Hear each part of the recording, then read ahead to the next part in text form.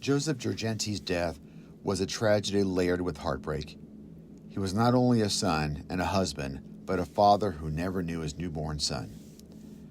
A Lawrence native, Girgenti attended the Oliver School and spent 2 years at Lawrence High School before leaving, common in an era when economic hardship forced many young men into the workforce.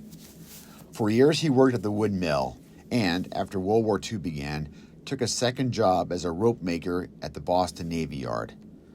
On October 16, 1940, he registered for the draft and soon married Nellie DeSalvo. Called up in September of 1943, Girgenti left his pregnant wife and job to train at Camp Croft, South Carolina. While he was away, Joseph S. Girgenti Jr. was born. Girgenti received a 10-day furlough before shipping overseas in January 1944 to see his 6-week-old son. It was the first and last time Private Girgenti saw his son.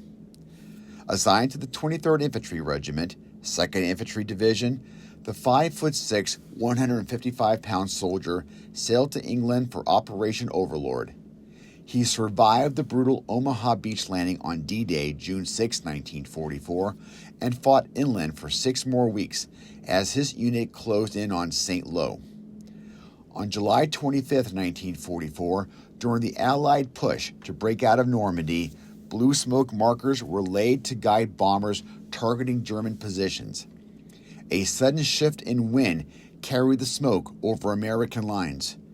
Despite friendly troops being 1,500 yards from the intended target, 35 heavy and 42 medium bombers mistakenly dropped their payloads on U.S. positions.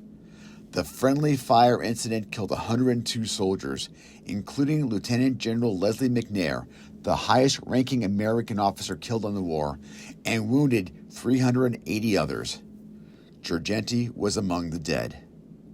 Initially listed as missing in action, his death was confirmed 9 months later. He was buried temporarily in what became the Normandy American Cemetery. In October 1947, the U.S. began repatriating overseas war dead, with next of kin deciding final resting places. Nellie requested her husband's return.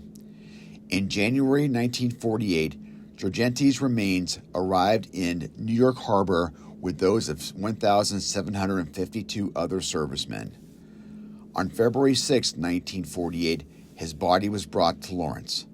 A funeral mass was held at Holy Rosary Church the following day, followed by burial at Immaculate Conception Cemetery, leaving Nellie to raise 1-year-old Joseph alone.